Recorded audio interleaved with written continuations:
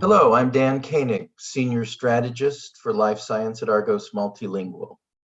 Welcome to the first in a series of webcasts introducing the pillars of centralization and how they can be used to build a successful content strategy for your organization.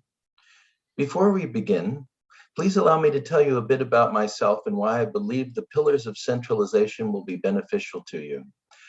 I have worked in technical communication for more years than I'd care to admit, spending the last decade and a half as the localization manager and content strategist for a global medical device company.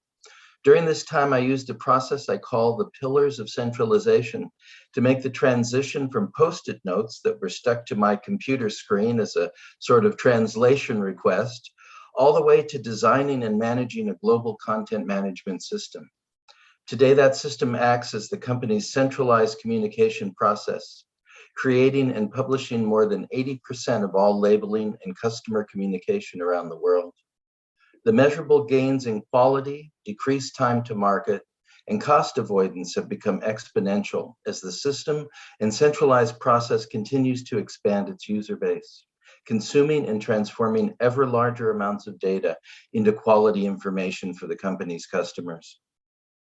I believe the information and best practices to follow would benefit most global enterprises, but I will center my focus on the life science industry in these webcasts, as this forms the core of my knowledge and experience. All good architecture, building, software, or process must be able to support and sustain the structure for which it has been designed. The pillars of centralization have been constructed to support and sustain a successful centralized content strategy, and the blueprint looks like this. The first pillar is that as an organization, we must all speak the same language, using the same terminology from the beginning of product development through product launch, and ensuring it is maintained in translated content as well. The second pillar details steps to create quality at source. Random and uncontrolled variability in your source content can create waste and potential confusion that has a negative impact on every phase of your process. Having used Pillar 1 to create a common language, what methods can now be created and enforced to ensure it remains a consistent and living language that will ultimately reach and benefit your customers? The third pillar requires that we use the same tools and materials. When I began constructing the pillars of centralization, the company I worked at had as many desktop publishing tools as it had business divisions. The licensing and cost and human capital to maintain each site's unique toolset was astronomical, not to mention the incalculable cost of inconsistent look and feel to our customers and the ongoing Tower of Babel that had been constructed to provide ever diverging instructions to our translation and desktop publishing vendors. This third pillar will help you knock down your own Tower of Babel and replace it with a structure that will allow you to build and maintain a more efficient and successful process. Quality at delivery is the fourth pillar. With three other pillars in place, it will be time to formalize your quality and cost assessments and ensure they are ongoing and sustainable. Is your quality level improving? How about your reuse of source and translated content?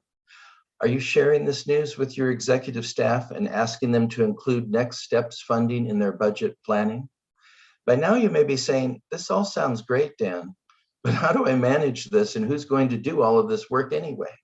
The fifth pillar is hire the right crew. This pillar could easily have been placed first due to its extreme importance, but it has been placed fifth in the series because I believe it's important to have a clear sense of the magnitude of what these teams are being asked to build and manage before you attempt to hire them. To understand why you shouldn't just deputize someone to take this all on in addition to planning the monthly team building events. Constructing a successful centralized process requires skilled architects and builders, internal team members and vendor partners to support and maintain all the other pillars required for success. The sixth and final pillar is change the blueprint when required. As the saying goes, manage change or it will manage you. The life science landscape is in a constant state of upheaval. Every time you turn around, it seems there are language additions driven by new regional requirements or industry-wide regulation changes, of which MDR and IVDR for the European Union is just the latest. Your process must continue to evolve to meet these changes. And this pillar will give you the tools to help with that.